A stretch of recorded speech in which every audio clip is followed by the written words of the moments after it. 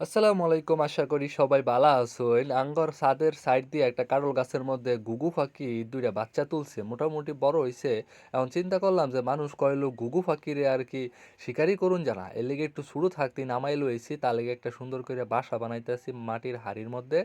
দেখি ওরে যদি এই জায়গায় পাইলে এই যে আমার বাসা বানানি কমপ্লিট। এখন হেই পাখিটারে আইন্যা এক জোড়া পাখি আছে ঘুঘু পাখি।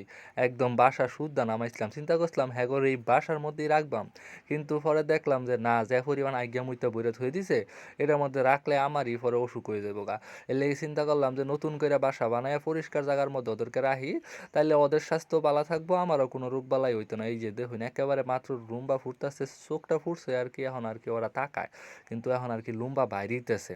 এখন এই হিসাবে দেখুন যে টাইনা করে ছুড়াইন জানা তাদের যে একটা প্রিয় জন্মের পড়তে যে বাসার মধ্যে আসেন একটা ঠ্যাং দিয়া কামড় মেরে ধরে রাখছে, ছুটবারই চায় না। হ্যাঁ এক হাতে টাইনা আমি ছুড়াইর হইতেছি না, কোনো রকম ছুড়াইছি। দেখুন মাত্র রুম্বা বাড়িতেছে, এমনকি জন্মের পরে যে এই যে লোমগুলা থাকে সাদা সাদা দেখতেছেন ওইগুলাও এখনো ঝরছে না। এখন তাদের আর কি নতুন নতুন লোম বাইরিব সময় হইছে, কিছু কিছু বাইরিতেছে আর কি। এর লেগে এই যে উদ্বোধন করে আনলাম হ্যাঁ ঘরে নতুন বাসা রাইখা দেখুন ২ টা ফাঙ্কা কেমনে মিলাই দিছে, নতুন কালা কালা আর কি, যেগুলো এই যে ফাঁক বাড়িব হেরির জায়গা হইছে, আর কয়দিন পরে ফাঁক হয়ে যাইব। এই যে আরেকটা এটা আমার যতদূর মনে হয় এটা হলো একটা বেডি মানুষ, কারণ এটা একটু খুবই ঠান্ডা। এটাও একেবারে নিজের বাসার এক কাম দিয়া ঠ্যাং দিয়ে আশ্রয় ধরে রাখছে। হ্যাঁ ছাড়তো না তো ছাড়তোই না, কি আর করবাম।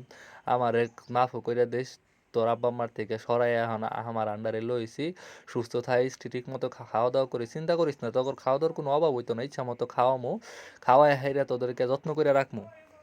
যাই হোক ভাই, কেউ কিছু মনে করবেন না, আমার ২ টা ফাঁকির লেগে খুবই খুবই পরিমাণ দোয়া করবেন, ওরা যেন বাচ্চা থাকে, এমনকি ওদেরকে আমি শিকারি করতে পারি। ওদেরকে যদি শিকারি করতে পারি আমার পরিকল্পনা অন্যরকম।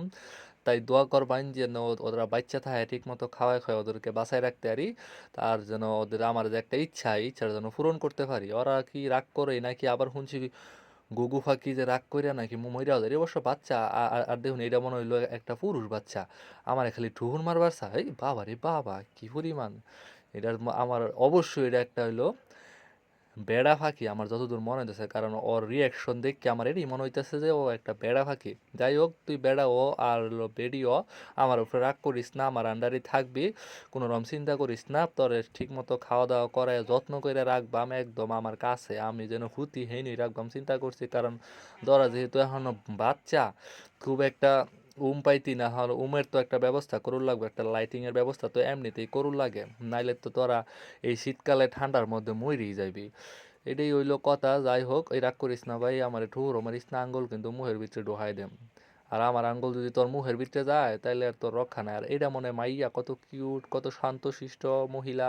আর ওটা দেখুন ওরে বাবা রে বাবা। আর এইটা হলো আমার কোয়েল পাখি, দেখছুন তারা খাইতেছে সারাদিন খালি খাওয়ার উপরে থাকে। আর এইটা হইলো আমার গুগু পাখির আপাতত থাহার বাসস্থান। আমি সবসময় এই লাল লাইট হইলো জ্বালাই রাখি, এই লিগা এনেই রাখবো চিন্তা করছি একটু পাইবো।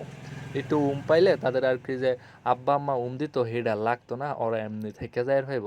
থাহ বাবুরা এখন থেকে আমার ঠ্যাঙ্গের কাছেই থাকবা, আমার খাটের কাছেই থাকবা, চিন্তা করো না, তোমার অনেক আদর যত্ন করিয়া দেখে শূন্য করে রাখবা। আর আপনারাও সবাই দোয়া করুন যে এই পাখিগুলা যেন তাড়াতাড়ি বুঝতে হয়ে যা, কোনো রোগ সুগে না হয়, এরা যেন আল্লাহ তাল্লাহ করে বাঁচায় রাখে, এটাই আশা করি। সবাই দোয়া করবেন, সবাই ভালো থাকবেন, সুস্থ থাকবেন। খুদা হাফেজ। এই পাখি তোমরা আপাতত ঘুমাও, তোমার লেগে ব্যবস্থা আরও করতেছি খাবার দাবারের। Tata, good night.